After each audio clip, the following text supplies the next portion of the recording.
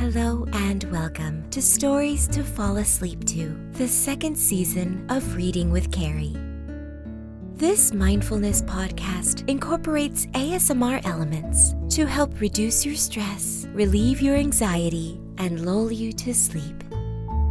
I am your host, Cari Favole, and I am so thankful that you've decided to spend some time with me. New episodes air every Wednesdays on any device you listen to podcasts. Click the link in the description to find the podcast now. Thank you and enjoy.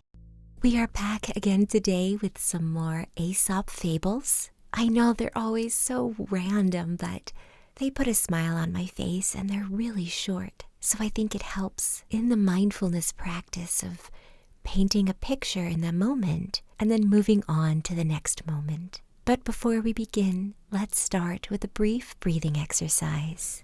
This is the 1-item 5 senses exercise. For this, you will need an object. It can be a pencil or your phone. A piece of food may be the easiest to go through all the 5 senses. However, if that is a trigger for you, or if you are intermittent fasting, using a food item is not at all required. Just pick an item that is closest to you. A pillow if you're on the bed. Now first, we are going to start with a brief breathing exercise.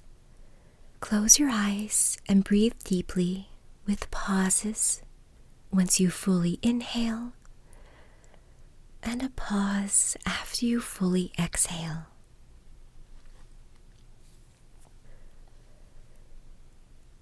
Center yourself on the here and now. Focus on the breath passing through the heart.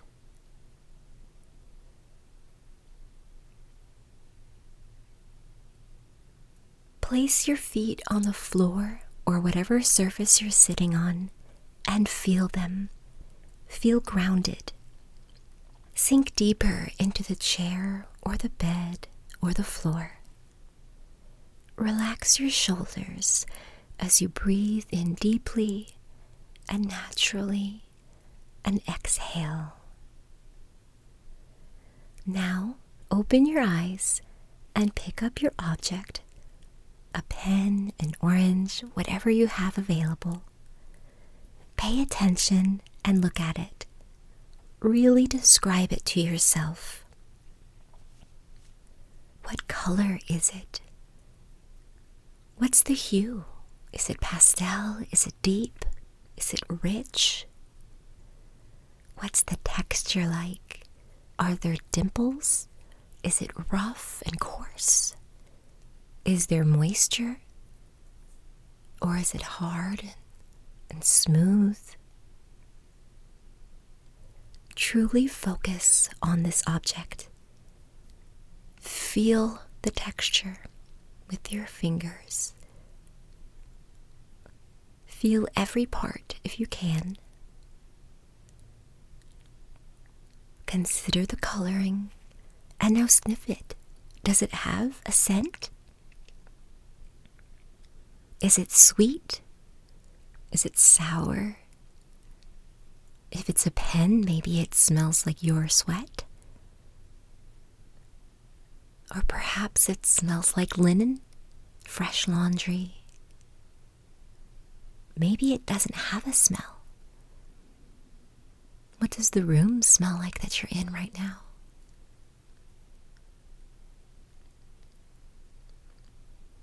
Sometimes the item can create a sound. Tap gently on it with your fingertips. Pretend you're in an ASMR video and try to make noise with it. If it's a pen or a pencil, maybe lightly draw with it. Just focus on the sound that it makes. You don't have to write a word.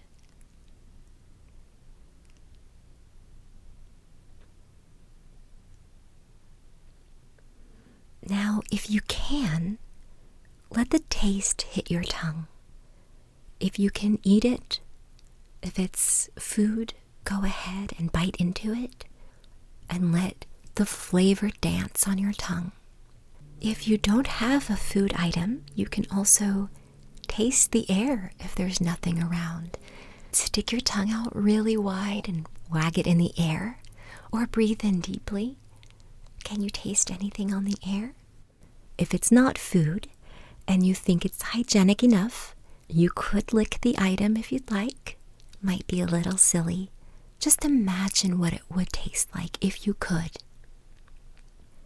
If it's a pencil, imagine what the wood would feel like against your teeth. Or the ink, if it's a pen, would probably taste a bit sour. Again, you don't have to lick your phone.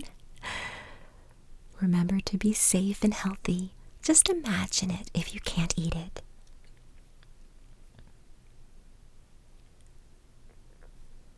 Just take a few more minutes.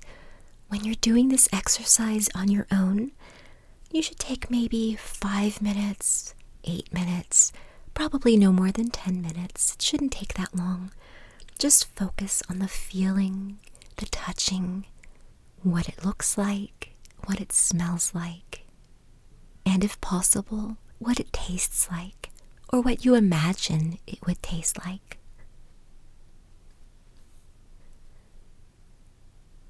Really focus. Okay.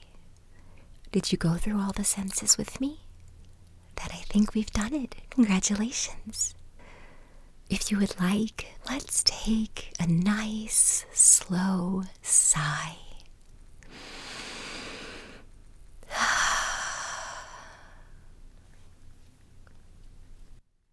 And now here are the stories. The Fox and the Grapes. A fox one day spied a beautiful bunch of ripe grapes hanging from a vine trained along the branches of a tree. The grapes seemed ready to burst with juice, and the fox's mouth watered as he gazed longingly at them. The bunch hung from a high branch, and the fox had to jump for it. The first time he jumped, he missed it by a long way, so he walked off a short distance and took a running leap at it, only to fall short once more. Again and again he tried, but in vain. Now he sat down and looked at the grapes in disgust. "What a fool I am," he said. "Here I am wearing myself out to get a bunch of sour grapes that are not worth gaping for." And off he walked, very, very scornfully. There are many who pretend to despise and belittle that which is beyond their reach. The Gnat and the Bull. A gnat flew over the meadow with such buzzing for so small a creature, and settled on the tip of one of the horns of a bull. After he had rested a short time, he made ready to fly away, but before he left, he begged the bull's pardon for having used his horn for a resting place. "You must be very glad to have me go now," he said. "It's all the same to me," replied the bull. "I did not even know you were there."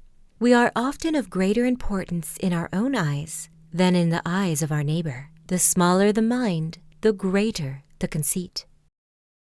The Shepherd Boy and the Wolf. A shepherd boy tended his master's sheep near a dark forest not far from the village. Soon he found life in the pasture very dull. All he could do to amuse himself was to talk to his dog or play on his shepherd's pipe. One day, as he sat watching the sheep and the quiet forest, and thinking what he would do should he see a wolf, he thought of a plan to amuse himself. His master had told him to call for help should a wolf attack the flock, and the villagers would drive it away. So now, though he had not seen anything that even looked like a wolf, he ran toward the village, shouting at the top of his voice, "Wolf! Wolf!" As he expected, the villagers who heard the cry dropped their work and ran in great excitement to the pasture. But when they got there, they found the boy doubled up with laughter at the trick he had played on them.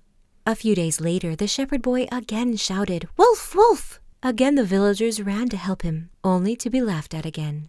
Then one evening, as the sun was setting behind the forest and the shadows were creeping out over the pasture, a wolf really did spring from the underbrush and fall upon the sheep. In terror, the boy ran toward the village, shouting, "Wolf! Wolf!" But though the villagers heard the cry, they did not run to help him as they had before. "He cannot fool us again," they said.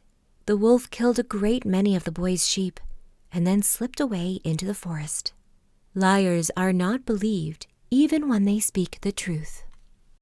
Thank you for listening. I welcome you back anytime you need to hear a comforting voice or a familiar bedtime story. But for now, let's prepare your mind and body for some much-needed rest. Start by checking in with your body and making sure you are as comfortable as possible. Place the tip of your tongue on the tissue right behind the top front teeth. Slowly exhale and empty the lungs of air. Through the nose, breathe in quietly for 4 seconds. 3, 4.